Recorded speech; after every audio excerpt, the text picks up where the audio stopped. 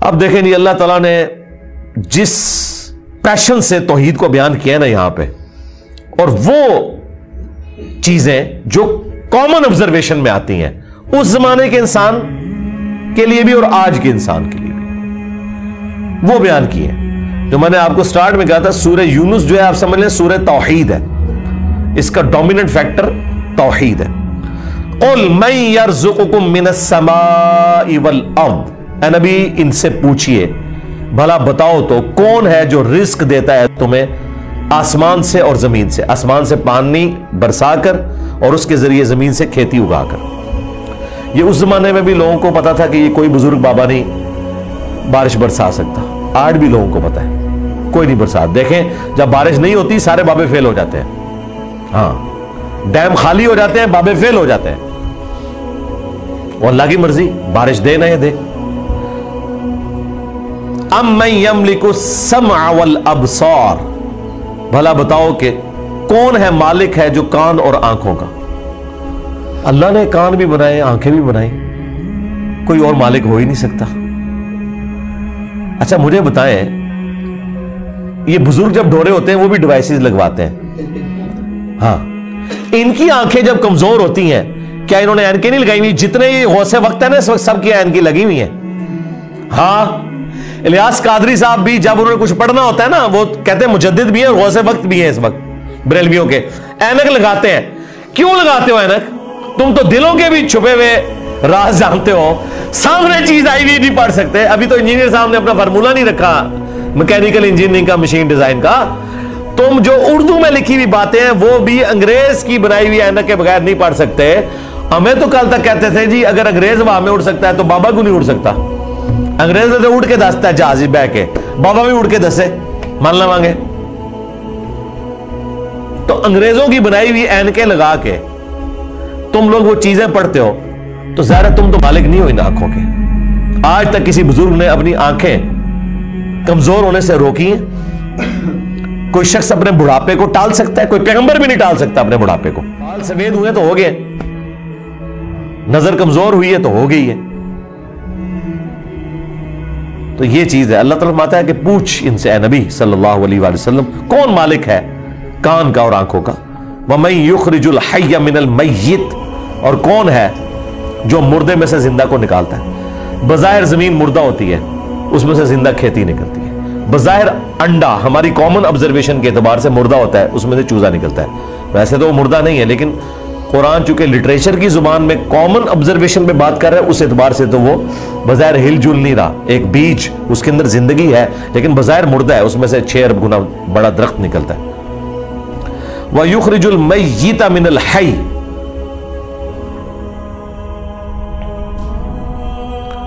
اور مردہ کو نکالتا ہے زندہ سے، زندہ میں سے مردہ بھی نکلتے ہیں، یعنی مرغی انڈا دیتی ہے، بظاہر یہ بات ہو رہی ہے، میں سائنٹیفک لینگویج میں بات نہیں کر رہا، لٹریچر کی زبان میں بات کر رہا ہوں، زندہ درخت میں سے، اور وہ بھی زندگی اب سائنس ہمیں بتا رہی ہے، قرآن تو پہلے ہی کہہ رہا تھا کہ درخت زندہ ہے، کھیتیاں زندہ ہیں، لیکن اب ہمیں سائنس بتا رہی ہے ان کی فیلنگز ہیں، باقاعدہ یہ خوش بھی ہوتی ہیں ناراض بھی ہوتی ہیں،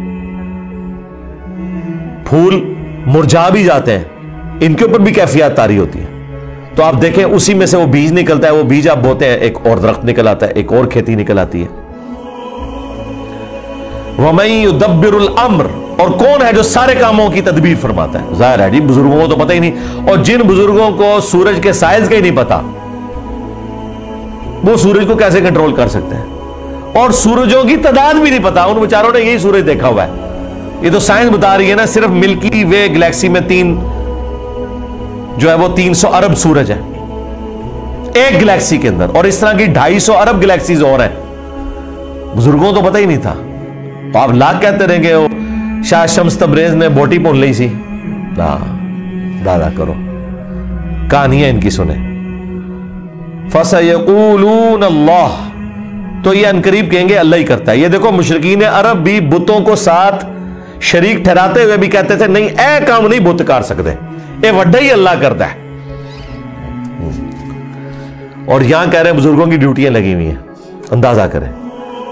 فَقُلْ أَفَلَا تَتَّقُونَ، تو اے نبی سے فرماؤ کہ کیا تم ڈرتے نہیں ہو اس شرک کے کام سے؟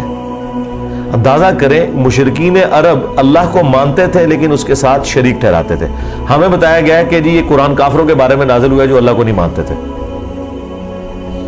تاکہ آپ کا خیال ہی اس طرف نہ جائے کہ آپ کے بابوں کے بارے میں بھی ان کے ماننے والوں نے وہ عقیدے رکھے ہوئے ہیں جو مشرکین عرب نے اپنے ان بتوں کے ساتھ رکھے تھے، سوائے ایک فرق ہے کہ وہ انہیں چھوٹا آلیہ کہتے تھے.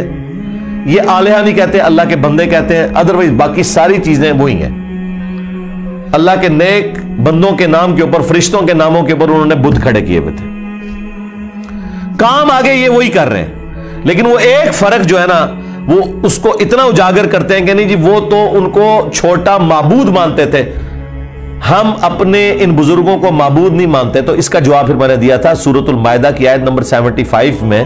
اللہ تعالیٰ نے جیزس کرائسٹ عیسیٰ ابن مریم ان کی ماں کی مثال دے کے کہا ہے کہ ایسی ہستیوں کو پوجتے ہو جو نہ تمہارے نقصان کے مالک ہیں نہ نفع کے.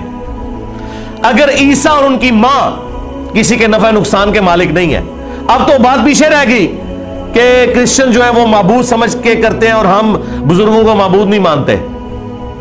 یہ تو بات پیچھے رہ گئی. اللہ نے کہا عیسیٰ ان کی ماں تمہارے نفع نقصان کے مالک ہی نہیں ہے. اگلی گل مک گئی، وہ تو پیچھے رہ گئی، وہ پرانی گلاں ہو گیا، پرانے بابے پرانے بہانے تواڈے نسنے دے. اگلی گل پڑھو، عیسیٰ اور ان کی ماں تمہارے نفع نقصان کے مالک نہیں ہے. اس پہ میں نے کہا تھا کہ اگر عیسیٰ ابن مریم تمہارے نفع نقصان کے مالک نہیں تو تمہارے بابے تو شاہی کوئی نہیں، عیسیٰ کے جیسا ہے ہی کوئی نہیں، عبد القادر جیلانی تو شاہی کوئی نہیں، ہاں مریم کے جیسا ہے ہی کوئی نہیں، رابعہ بصریہ تے شاہی کوئی نہیں. تو وہ آگے نہیں پڑھتے، کہتے پیچھے پڑھو، وہ عبادت کرتے سن. سرکار مان لیا، اگے پڑھو کہ عبادت کرتے تھے یا نہیں کرتے تھے. اللہ نے کہا نفع نقصان کے مالک نہیں ہے، وہ اللہ ہی ہے. اس کا مطلب یہ ہے کہ جس کو تم نفع نقصان کا مالک سمجھتے ہو گویا تم اسے خدا مانے ہوئے ہو، بھلے تم کہتے رہو کہ ہم اللہ کا بندہ مان رہے ہیں، اللہ نہیں مانتا اس بات کو. اس کے ثبوت میں سورۃ النمل کی آیت نمبر 62 ہے. امن یجیب المضطر اذا دعا ویکشف السوء ویجعلکم خلفاء الارض االہ مع اللہ. بھلا بتاؤ تو کون ہے جو مصیبت اور پریشانی میں گھرے ہوئے شخص کی فریاد کو سنتا ہے اور اس سے اس کی تکلیف کو دور کر دیتا ہے اور تمہیں زمین پر اگلوں کا خلیفہ کرتا ہے. االہ مع اللہ، کیا اللہ کے ساتھ کوئی اور معبود بھی ہے جس کی یہ کوالٹی ہو؟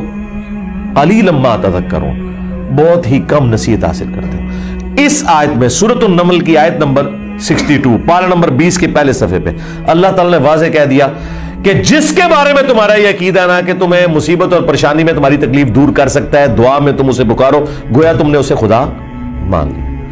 وہ اگلے دن وہ پاپا جانی کہہ رہے تھے کہ ڈسپرین کی گولی اگر مشکل کشا ہے تو شیخ عبد القادر جیلانی نہیں. سرکار ڈسپرین کی گولی جب ہم کھاتے ہیں تو سر درد دور ہوتا ہے.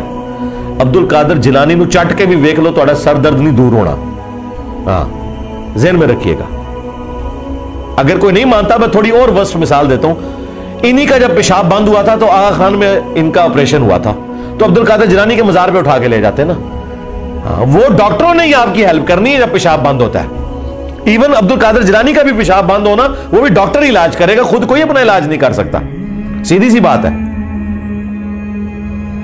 تو مثالیں ہی دیتے ہیں ظاہری اسباب، ادویات، یہ اللہ تعالیٰ نے ان کے ساتھ چیزیں جوڑی ہوئی ہیں. تو میں نے ان کو اگلی مثال دی ہے کہ ویل مچھلی 1.5 گھنٹے تک اپنا سانس روک سکتی ہے.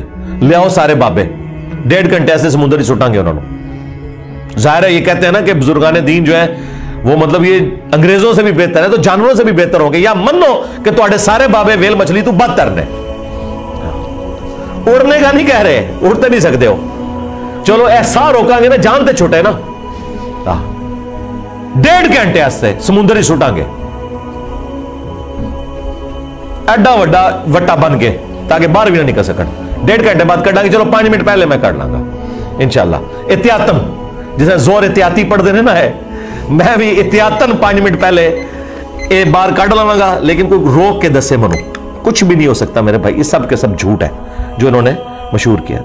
اللہ تعالیٰ فرما رہا ہے نبی ان سے فرماؤ تم پھر بھی ڈرتے نہیں ہو اپنے اس شرکی عقیدے سے. فَذَلِكُمُ اللَّهُ رَبُّكُمُ الْحَقِّ، تو یہ ہے اللہ تمہارا حقیقی رب. जो अल हक है, तुम्हारा पालने वाला, फमादा बादल हक इल्ला दलाल, तो बताओ हक के बाद गुमराही के सिवा क्या बचता है। यानी ये दो ही ऑप्शन हो सकते हैं, अगर अल्लाह हक है बाकी सब बातिल है। फिर अल्लाह के मुकाबले पर अगर आ जाए, उसमें उन हस्तियों का कसूर नहीं है, ज़हन में रखिएगा। लेकिन मिसाल के लिए फिर अल्लाह ने कहा अगर अल्लाह इरादा करे कि ईसा, उसकी मां और सब लोगों को हलाक कर दे, अल्लाह को कोई पूछ नहीं सकता। सूरतुल माइदा आयत नंबर 17। अब कोई अल्लाह को यह समझाएगा कि अल्लाह ईसा का रगड़ा क्यों निकाला नाऊज़ु बिल्लाह इनकी नजर में? नहीं भाई, जब तौहीद इस्टेब्लिश करनी है तो वो हमारे उस्ताद मौलाना साग साहब कहते थे, और जदू तौहीद बयान करांगे तो नबियन की गुस्ताखी आप ही हो जाएगी। ये हो नहीं सकता कि ऐसी तौहीद बयान करिए और गुस्ताखी ना होए, क्योंकि गुस्ताखी आप कह रहे हैं, वो गुस्ताखी है नहीं है। नबी नहीं से गुस्ताखी मानेंगे। अल्लाह ताला ने सूरह निसा में फरमाया ईसा इब्ने मरियम कभी ये और महसूस नहीं करेंगे और ना कोई मुकर्रब फरिश्ता कि उसे अल्लाह का बंदा कहा जाए। और फिर अल्लाह ने कंक्लूड किया है कि अगर कोई फरिश्ता या कोई पैगंबर इस चीज से शर्मिंदगी महसूस करे कि वो बंदा है हमारा, हम क़यामत के दिन बुला लेंगे, फेंकेंगे जहन्नम के अंदर समझाने के लिए।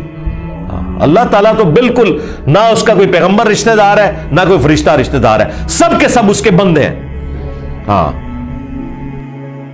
अल्लाहु अकबर। फअन्ना तुसरफून, तो फिर कहां रुख मोड़ के फिरे जा रहे हो? कज़ालिका हक़्क़त कलिमतु रब्बिका अलल्लज़ीना फ़सक़ू अन्नहुम ला युमिनून, बिल्कुल इस तरीके से साबित हो चुकी है तुम्हारे रब की बात उन लोगों के ऊपर जो सरकशी के ऊपर उतरे हुए हैं कि वो कभी भी ईमान नहीं लेकर आएंगे। यानी अल्लाह ने उन पर मोहर लगाई है बसबब इसके कि हक सामने आने के बावजूद उन्होंने हक मानने से इनकार किया। अल्लाहुम्मा मन अहयैतहु मिन्ना फ़अहयिही अलल इस्लाम।